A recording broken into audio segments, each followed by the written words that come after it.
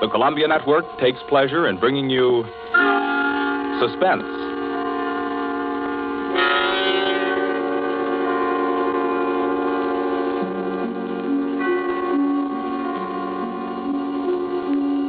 Suspense, a new series of programs with one strict purpose in view, your entertainment. Each week at this time, CBS sets aside 30 minutes to excite you, to mystify you, and on occasion to horrify you with a catalog of the world's great thrillers, dramas from the stage and screen, from fiction and radio, dramas that bring you suspense. This, the second offering of a new series, is a unique one. Certainly, it is one of the very few pieces of suspense literature that somehow manages to tickle your funny bone while busily engaged in tingling your spine. Make no mistake, though, nobody's kidding. CBS presents its adaptation of John Collier's well-known short story, Wet Saturday.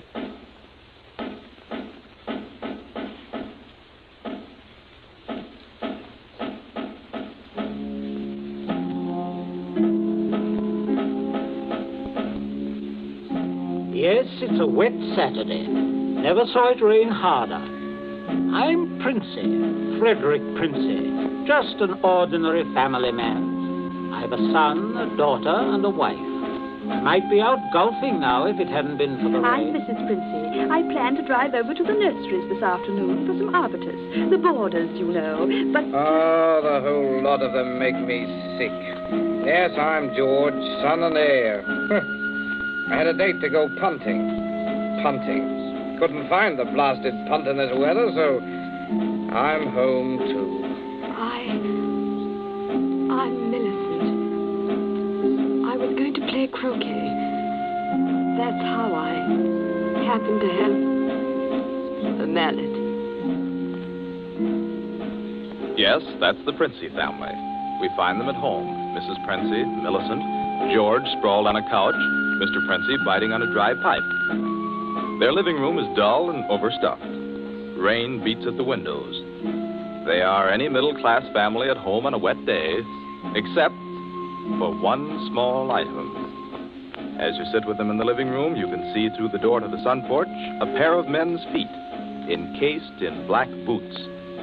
They look like the feet of a curate. There's a tenseness in the room. The air is charged with excitement, but the feet are very still. Don't keep staring at them. Listen to me, all of you. Don't you see? They'd hang her. That's what they do. They'd hang her. Oh, Fred, it's too awful. Awful? It's catastrophic. A supposedly sweet, gentle, intelligent girl, respected, loved by the whole village, doing a thing like this. Think of the publicity, the disgrace. You think I'm going to resign from the bench, the vestry, sell out and live in some foggy hotel abroad? Oh, no. No, I'll kill myself. I will. Don't be a fool. Any more than you have been, the governor means. Be quiet. Wouldn't be so bad if it were you. Everybody in the village knows you're not responsible. George. Yes? Get off that couch. Sit up on your spine. You might be of a little use here if you could think. Listen, Governor, this isn't my funeral. Oh, shut up.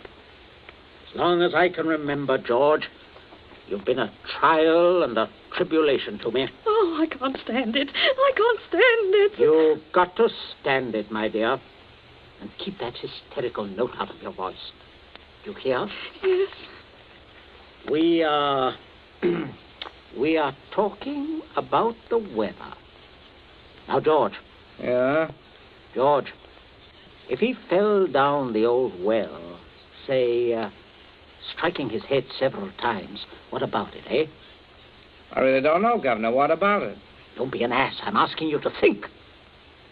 He'd have had to hit the side several times in 30 or 40 feet and at all the correct angles. No, I'm afraid not. We'll have to go over it all again, Millicent. Oh, no, Father. No. I couldn't. Millicent, we must go over it all again. Oh, Fred, you're torturing her. Oh, face facts, Mater. With him lying there, there's no use pretending it's a picnic. They might hang you, Millicent. Oh, stop that shaking. Stop it here. You must stop it. Just keep your voice quiet. Millicent, we are talking of the weather. Now, we will proceed. I can't. Not with those boots there. Oh, should have thought of those boots, Millie. I'm not moving them. Oh, sit up, George. Stop shuffling your feet. Now, Millicent, look at me. Answer me truthfully, you hear? Answer me. You were in the croquet courts. Yes. Who knew you were in love with this wretched curate? Oh, the whole village. They've been sniggering about it at the pub for 3 years past. What a filthy mess. Millicent, we continue. You were on the croquet court. Yes. You were putting the croquet set into its box. Yes. It was starting to rain. I was carrying the balls and mallets into the sun porch. The box was there. You heard someone enter the garden gate and come across the yard. Yes. Could you see who it was? Oh, not at first. I was going into the sun porch. I threw down all the mallets but the red one and turned around. It was Withers? Yes. So you called him? Yes. Loudly? Did you call him loudly? Could anyone have heard? No, Father, I'm sure not. I didn't really call him. I just spoke his name. He saw me as I went to the door. He just waved his hand and came over. How can I find out from you whether there was anyone about? Whether he could have been seen? I'm sure not, Father. I'm quite sure. So, you both went into the sun porch. Yes. It was raining hard then. What did he say? He said, "Hello, Millie," and excuse his coming in the back way, but he set out to walk over to Liston. Yes? And he said, passing the park, he'd seen the house and suddenly thought of me. And he thought he'd just look in for a moment. He had something to tell me. Go on. He said he was so happy, he wanted me to share it. He'd heard from the bishop he was to have a vicarage. And it wasn't only that. It meant he could marry. Then he began to stutter and get all confused. And of course, I thought he meant me. Don't tell me what you thought. Tell me exactly what he said, nothing else. Well, oh, dear. Oh, stop crying. It's a luxury you can no longer afford. Tell me what happened. He said, no. He said it wasn't me. It's Ella Bragdon Davis. And he was sorry and all that. Then he went to go. And then? I went mad. He turned his back. I had the red mallet of the croquet set in my hand. I forgot to drop it in the box when he came. Did you shout or scream? I mean, as you hit him? No, I'm sure I didn't. Did he? Come on, speak up. No, Father. And then? I threw it down. I came straight in here. I went to look for Mother. That's all. My poor baby. No one. Leave the child alone, Fred. Not such a child, Mater.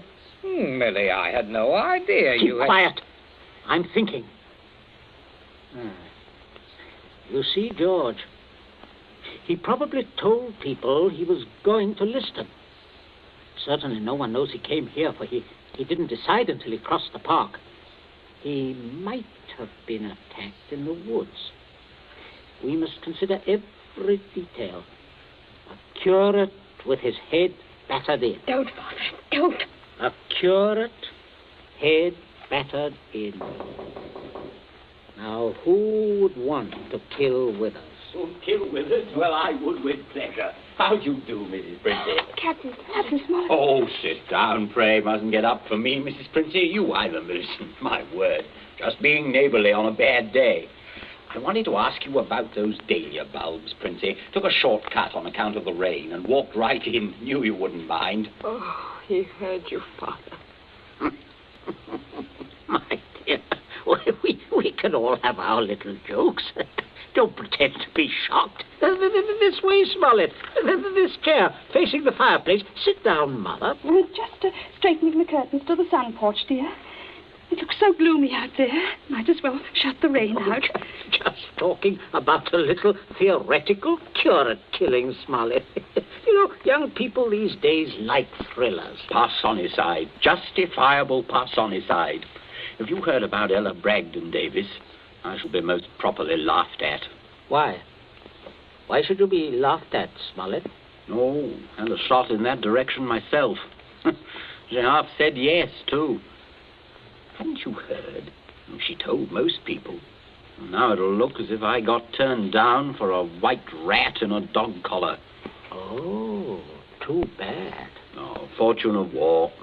Yes, fortune of war. Odd how it happens, isn't it? Sit down, Smollett. Millicent, console Captain Smollett with your best light conversation. You too, Mother. George and I have something to look at outside. There's this rain, you know, bad, very bad. Come, George. Righto, Governor. Maybe we'll need raincoats, what? Oh, I don't think so. Just make yourself at home, Smollett. Make yourself at home. A cigarette, Captain Smollett? Thank you, thank you. Nasty day to be going out. It's something about the old well, just off the sun porch door, you know. This terrible sodden weather seems to have loosened some of the stones. Oh, too bad. Dash too bad. Spoils the tennis and croquet, I mean, a day like this. Doesn't it, Millie? Doesn't it, Millie? Oh, yes, it does. She was practicing out on the croquet court earlier, but, do pull your chair nearer the fire, Captain. It was so damp, we thought it would be cozy to light it. Thank you, I'm quite comfortable. I hope you don't feel too bad about Ella Davis. Can't always win. Can't see, though, what you women see in these bloodless clerics. Oh, I always thought Mr. Withers is a very charming man. Quite agree, but why should anyone want to marry him? You wouldn't want to marry him, would you, Millie? Not now. That is, are you? Oh, no, of course not. Smollett. Yes, Princess. Good Lord, man, you come in on a fellow suddenly. Guess I did. Oh, don't mind this old double-barreled shotgun. Been working on it. Smollett, may I have your attention for a minute? There's something on the sun porch I'd like to show you. Why, yes, of course. Smollett, George and I went out to see if we could shoot some rats which have been driven out of the old well by the high water. Afraid they might get into the house. Now, you must listen to me very carefully. Very carefully, or you will be shot by accident. Princey, what's got into you? You heard me ask as you came in, who would kill Withers? You also heard Millicent make a comment, an unguarded comment. Well, what of it? Very little. Unless you were to hear that Withers had met a violent end this very afternoon. And that, my dear Smollett, is what you are going to hear. What? Withers? Yes. Who killed him? Millicent. Good Lord. Yes, it's a mess. And of course, you would have remembered and guessed. Maybe, yes, I suppose I should. Therefore, you constitute a problem. Why did she kill him? Oh, it's one of those disgusting things. Pitiable, too. She deluded herself that he was in love with her. Good heavens, Millie. Oh, yes, of course, I see. He had told her about the Davis girl. I understand. Now, I have no wish, as you will comprehend, that she should be proved either a lunatic or a murderess. I could hardly go on living here after that. I suppose not.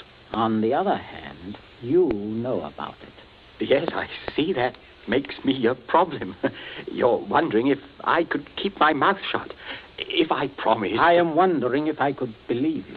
But if I promised... If things went smoothly, yes. But not if there was any sort of suspicion, any questioning. You would be afraid of being an accessory.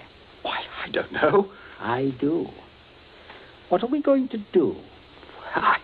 I can't see anything else. You'd never be fool enough to do me in. You can't get rid of two corpses. Oh, I regard it as a better risk than the other. It could be an accident. Or you and Withers could both disappear. There are possibilities in that. Listen, you can't. I can, but there may be a way out. There is. Smollett, you gave it to me yourself. I did what? You said you would kill Withers. You have a motive. Oh, look here, I was joking. Of course you saw that. You are always joking. Listen, Smollett, I can't trust you. You must trust me. Else I will kill you now in the next minute. I mean that. You can choose between dying and living. Go on. Now, there's the old well just outside the sun porch door. That's where I'm going to put Withers. No one outside knows he has come up here this afternoon. No one will ever look there for him unless you tell them. You must give me evidence that you have murdered Withers. I murdered him? Why do you want that? So that I shall be dead sure that you will never open your lips on the subject. I see. What evidence? George, hit him in the face. Sure. George, don't! Keep out of this. Oh, Captain, you should be more careful. Look what your teeth did to my knuckles. Again, George. Okay. Oh, I can't stand it. Oh, how can you? Keep quiet. You women keep out of this. I'm sorry, Smollett, but there must be traces of a struggle between you and Withers. Then it will not be altogether safe for you to go to the police. But can't you take my word, man? I will when we are finished. George? Yes? Get the croquet mallet. Right, Governor. Take your handkerchief to it. In there on the sun porch floor. Yeah. Yes, I got it, Governor. There, Captain. There's the weapon. As I told you, Smollett. Now, you just grasp the end that mashed Withers' head. I shall shoot you if you don't. But good Lord, you can't. All right. There. That's it. Now deposit it out by the side of the house, out of the rain, of course. No, wait, George. Yeah? First, you'd better pull a few hairs out of his head and put them under the nails of Withers' right hand. Princey, have you gone mad? Do you know what you're doing? With this gun, yes. Go ahead, George. Sorry to muss your hair up, Captain. Shut up, Smollett. There. That's all we need. Now for Withers, and we'll fix it right up. Be right with you, Governor. Smollett, you may turn around. Withers is just there in the sun porch. Draw back the curtain. Good Lord, Princey. Yes, messy. But we'll get him fixed up. Now, you, Smollett, you've just got to drag him through the door and dump him in the old well. Just beyond the door, Captain. I won't touch him. I won't. All right. Stand aside. Out of range, George. Right. Only one place I want this bullet to go. Father. Oh, Father. Keep quiet. My aim's none too good. Wait a minute. That's better, Smollett. Much better. Go on now. In here. You'll have to take him outside. By the shoulders ought to do it, Captain. Keep quiet, George. Go on, Smollett. Go on. You've seen dead men before. Drag him. Drag him. I'll just hold the gun here to make sure that everything goes all right.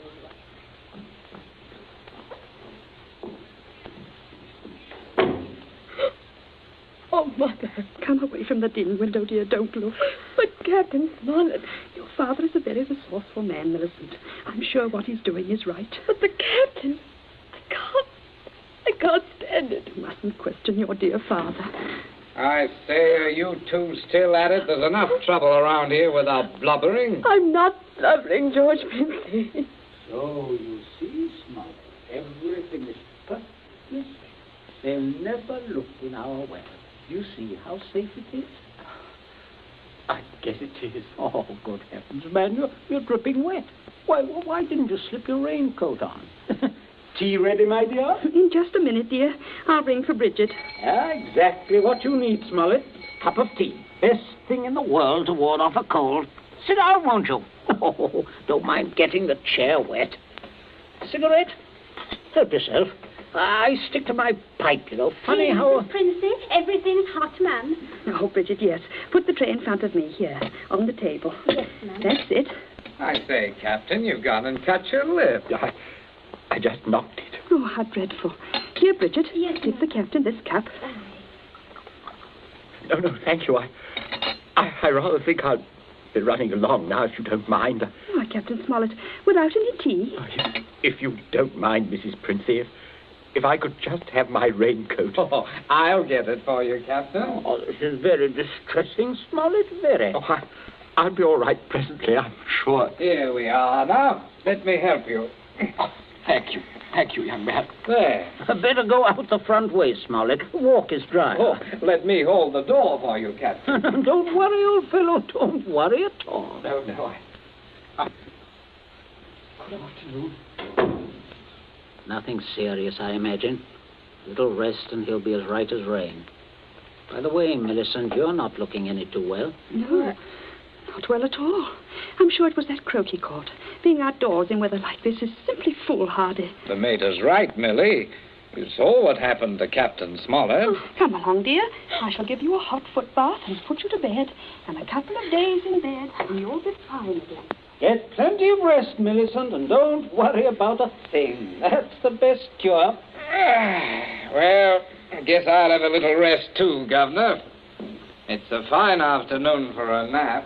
Indeed it is, son. Well, enjoy yourself.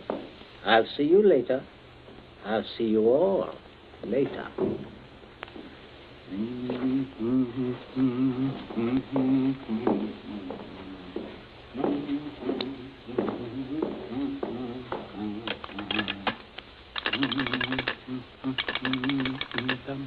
Your number, please. Oh, would you get me the police station, please? Police station. Right away, sir.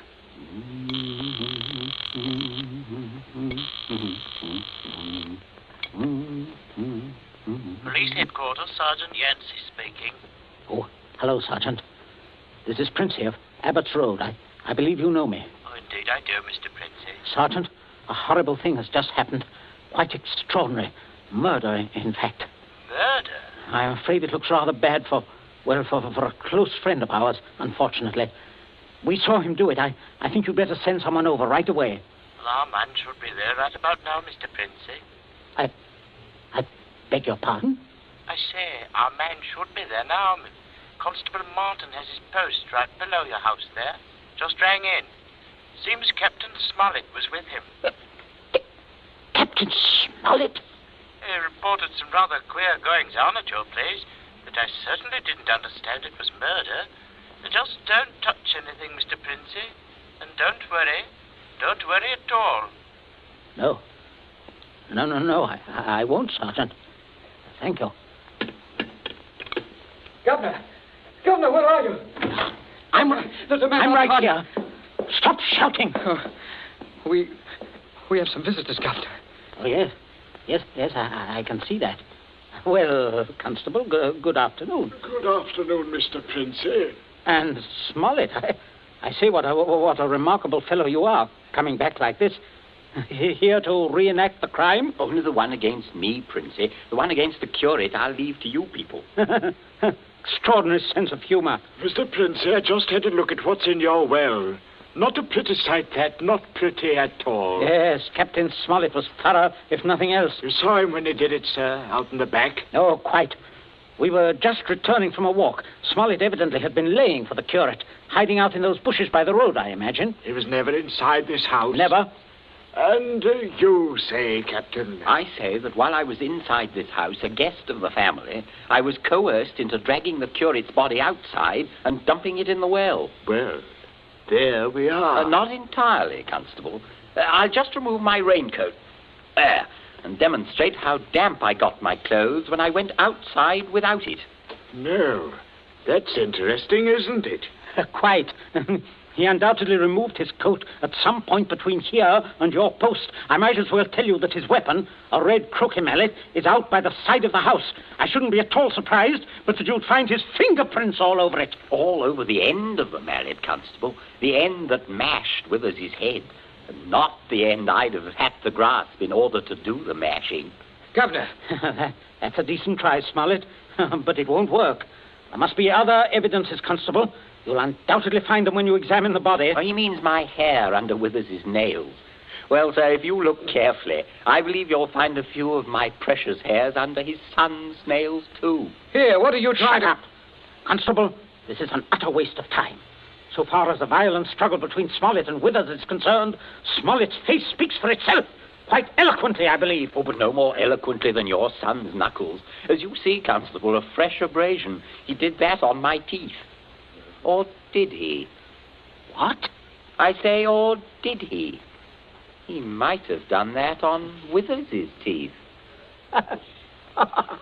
Oh, I see. I see what you mean. But I didn't. Governor, he said I... Oh, keep still, you nitwit. Let me think. As a matter of fact, George, the more I think of it, the more I'm convinced it was your voice I heard. Quite a vigorous quarrel. Something about the curate jilting your sister. Oh, don't be ridiculous, Smollett. Very well, Princey. If your son didn't do it, who did? That's what I'd like to know. How about it, Mr. Princey? Well, that is a sticker, all right. George, my boy, it looks like you're elected. Elected? What do you mean? I didn't do it. Why, I had nothing to do. Keep your mouth shut, will you? I won't. I'm not going to take the blame for her. Millie did it. She did it with that mallet. I saw. You could prove that? Prove it? Yes. Her fingerprints on the mallet. The handle. Why, George, don't you remember when you made me touch the mallet? When you picked it up with your handkerchief? No, George, I'm sure you wiped that handle clean. Oh, well, I could hardly expect you to remember that if you can't even remember killing the curate. Governor, I told you to keep still. But, Governor, you're not going to turn me over. As long as I can remember, George, you've been a trial and a tribulation to me. Governor, You shouldn't have done it, son. You really shouldn't. No, George, that was definitely wrong. I say, Princey, I think I'll have that cup of tea after all. Nothing like it in weather like this. Wet Saturday, from the short story by John Collier. You have just heard the second in Columbia's new series, a series designed to bring you the best in thrill entertainment. Outstanding dramas from the field of fiction and radio, stage and screen. Dramas of pure suspense.